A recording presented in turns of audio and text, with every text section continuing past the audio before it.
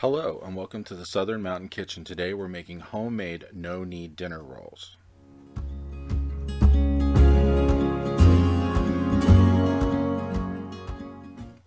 So these dinner rolls are really not hard to make, but it's a little intimidating, especially if you're working with yeast. There is no reason to be worried. You can do this.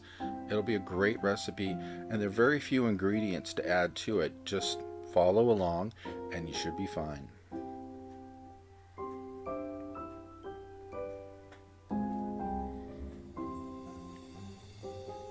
To start with, you're going to need a medium-sized bowl. This is going to be for your yeast.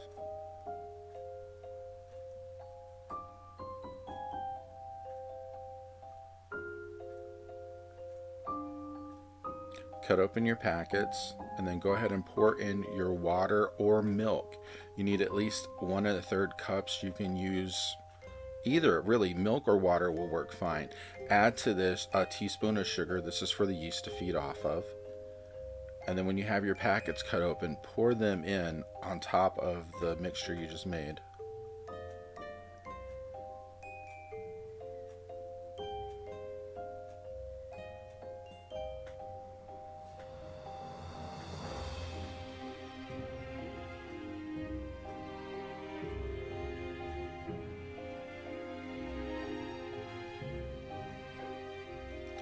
Once you sprinkle your yeast in on top of the water and sugar, you need to stir it and keep going until you break up a lot of the larger lumps and scrape the sides of your bowl. You do need to get this completely mixed together. Once you do have it all in, it is going to have to sit for at least 5 to 8 minutes. You'll know when it's done because it'll turn really milky looking and it'll have a froth on top. That way you know your yeast is actually working. As you can see in the video, I actually pushed some of the larger clumps to the side to break them up on the side of the bowl. That's perfectly fine as long as you get it mixed.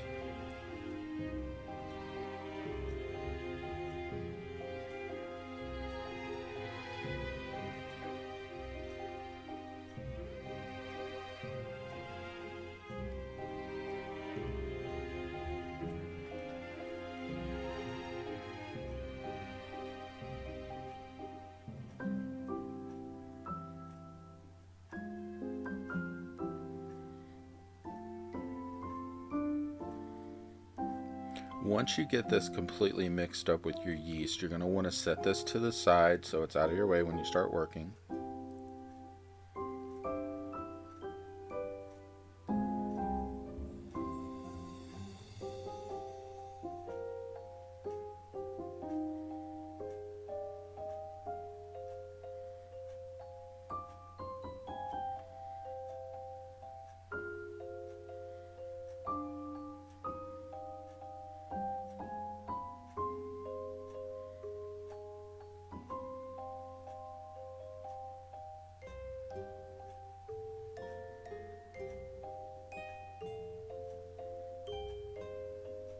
So in my mixer, I have 4 1/2 cups of flour. It's just regular all-purpose flour, nothing special. We're going to add the egg to this. And now you're going to add your 5 tablespoons of melted butter. Lower your mixer back down, or if you're using a hand mixer, put it in and just mix this up a bit to stir it through, just to make sure everything gets a little distributed to begin with.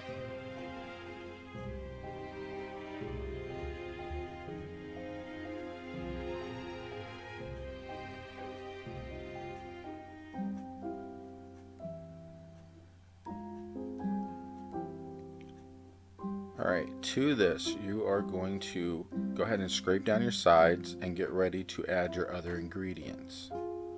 So add your salt, which is 1 teaspoon of salt, and then 1/4 cup of sugar.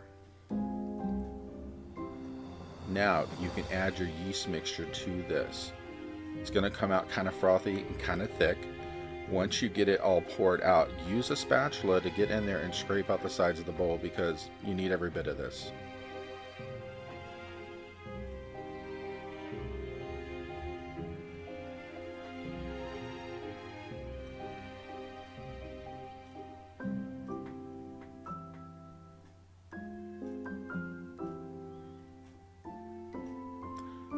Now put your mixer back down and mix thoroughly.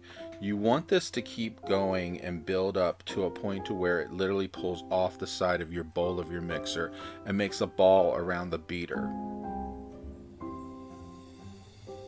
In my machine, I'm using a bread hook. You can use regular mixers if you want, or even any other attachment you have that would mix up something thick and heavy. Once you get all of the dough hooked onto the mixer's hook, you need to actually stop your mixer, raise it up, and let it come off.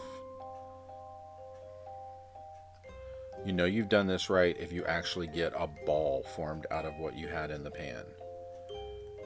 Now you're probably going to have to free it from your mixer. Like I said, I have a dough hook on here. Just take a spatula and pull it down from, and it will slide off. Alright, so remove your bowl, bring it to the side, and sprinkle flour over what you've got in your dough. You want to do this so, for one, you're going to pull it loose and it won't stick to your hands, but also you kind of want to free it completely from the bowl and make sure it's not sticking to it anymore, especially on the bottom. You can add more flour to it if you have a problem with freeing it. I add probably 1/4 of a cup of flour to mine.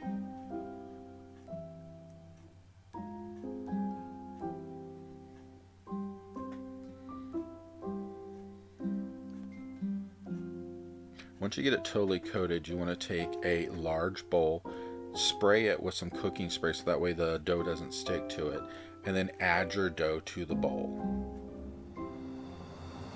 You're going to let it stay in here and rise. This is going to take at least an hour to rise to the top. So go ahead and turn it around and get oil all over the surface and shape it into a ball. Once you're done, you want to cover this. You can use plastic wrap, a tea towel, whatever. You just want to make sure that it's protected from getting too much air on it.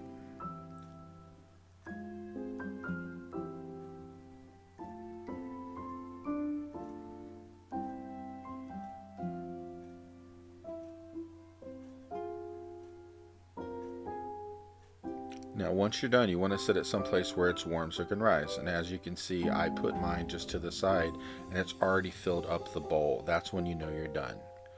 Once you get to this phase, you literally want to punch the dough down about 3-4 times to make sure that you get a lot of the extra air out of it. I've taken some basic baking pans and coated them with aluminum foil just to make sure that, you know, when it's ready, you can pull on the foil and remove it from the pan without actually getting them stuck. This is basically on mine. They're about 8 or 9 inch cake pans, and the foil is just draped over the top of it and pushed down the corners. And to that, I sprayed cooking oil so that way they won't stick. When you get the dough up, you need to pull it up and pinch it off, pulling the sides down and twisting the bottom so that way you're making a ball, but you're actually holding in where you broke it off from. And you're going to do this until you make it through the entire thing. I do believe if you do medium-sized rolls, you're going to get about 14 out of this, is what I usually get.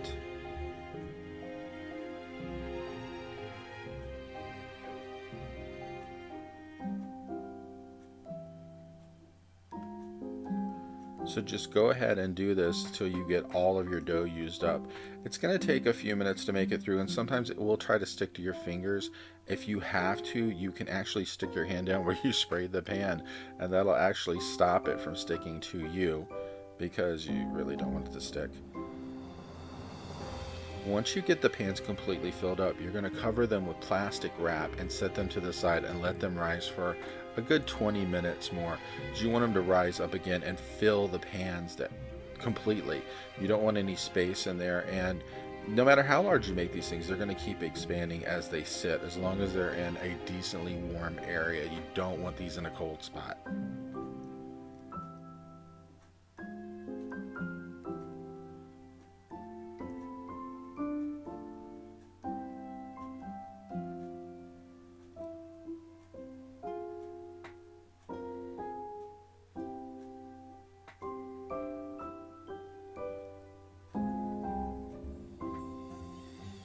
At some time around here, you want to turn your oven on and set it to 400 degrees so it can warm up before you get ready to put your rolls into the oven.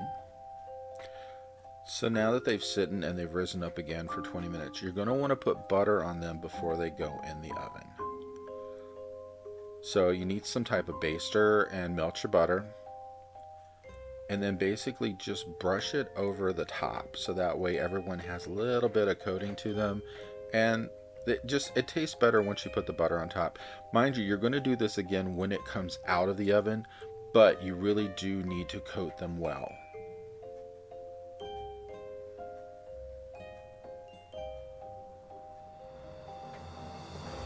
And once they're out of the oven, as you can see in the video, I am putting butter on again.